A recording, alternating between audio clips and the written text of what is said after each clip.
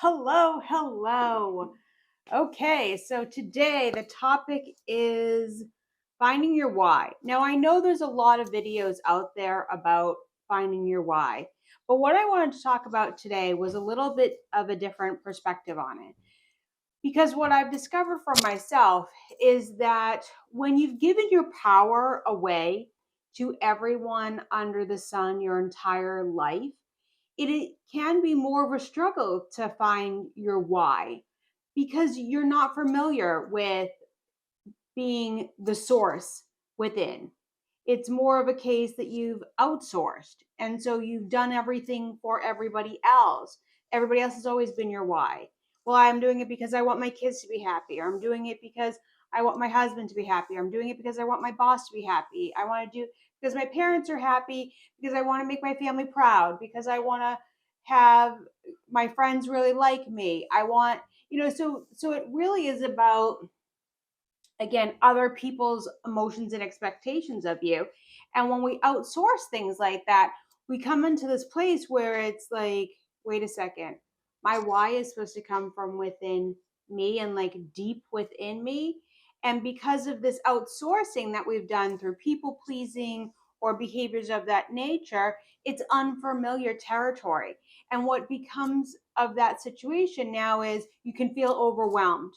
You could feel like, am I not getting this right? You could feel a sense of perfectionism. You could feel all of this anxiety around this simple thing as a why, which isn't necessarily simple, but it's just like the concept is simple in the sense because you're not connecting with yourself. Sometimes we find our why by just really living our lives, by going out there and having a great time and being curious about things and learning new things and understanding that really bothered me, or this really provoked me, or I felt really strong about this, or this matters to me. It just shows up on its own in some cases, and you're like, wait a second, I really feel powerful about this. Get curious about that. Get curious about what you care about. Like I said, I talk at length about, you know, having dyslexia. I had no idea how radically it affected everything I've done my entire life. Everything it came back to, in the sense that because I was told all these stories at a young age, that my why should be so much smaller, or who I should be so much smaller because I wasn't smart enough, or this enough, or it's she's a nice girl but it's too bad. And I only say this because if you go back to your own childhood, what are some of the things that really still affect you that you could be experiencing?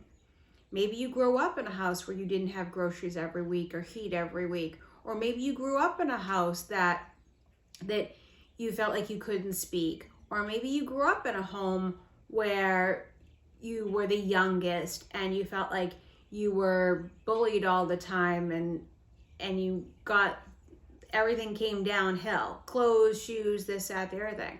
Or maybe you felt like maybe you're the oldest and you felt like you need to be the champion for everybody. Look at those things and see if those are your whys. And actually, and then if that's the case, right? Then ask yourself, is it really my why? Or is it really somebody else's why? So do some digging into that.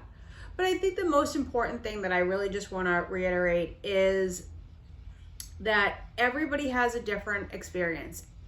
And the why is something that kind of comes from within. It will surface in all divine timing. If you're looking for some assistance with it because it's something that you're working on, because you're trying to start a new business or things of that nature, there's wonderful things that you can do. Give yourself a whole lot of flippin' love. That's number one. Talk kindly to yourself. Show yourself that it can be trusted to reveal your why, and that you will take action on it. do a Ho'oponopono prayer. I don't even know if I've said that right. I think that's right. Ho'oponopono. Yep, that's dyslexia for you right there. And I'm okay with it. And see if that comes into play to help it nurture it and flourish it. You know, it's going to bloom. And if you stay open to it and just stay curious about it and release the pressure from it, then you will get a lot further faster. But if you demand something of yourself and put yourself down, like, I should know this, like, I should know my why, I should be able to figure this out, like, why can't I figure this out? That's all ego. That's all ego. And with that type of pressure, you're just going to overwhelm yourself. You're going to get frustrated, and then you're going to say, screw it, whatever, I don't care. And that's not, you're better. You're worth more than that. Let's just be honest here. We both know it. You're worth way more than that frustration. So exhale, give yourself some love, give yourself a hug. You can even say to yourself, you know, I know it's in me. It's just a matter of time. It's just going to show up. I'm so excited when it shows up. And go from that place. So I hope this was helpful for you.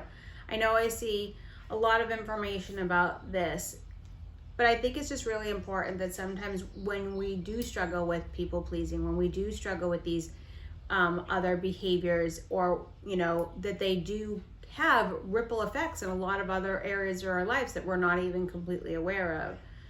So love yourself, be kind, your why is in you, just one step at a time, and be curious about it, and just trust that it will happen in divine timing. And if you're looking for a more hands-on thing to do, there are many people that have talked about this. I have heard it from a few different people. I'm sorry, I don't know the original source of it, but it's like the 7 layers of why.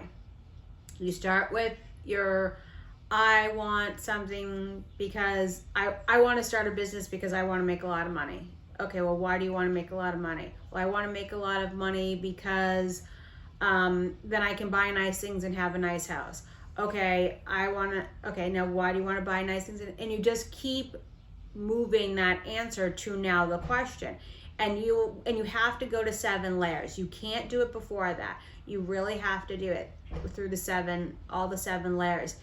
The other thing too is the more that you read it out loud to yourself or do it with someone, the better the experience can be, because you're hearing yourself say it as well. And that can also trigger other aspects for you to bring up other emotions that may come into play. So if you're looking for something practical, there it is. All the rest of it, you just gotta trust.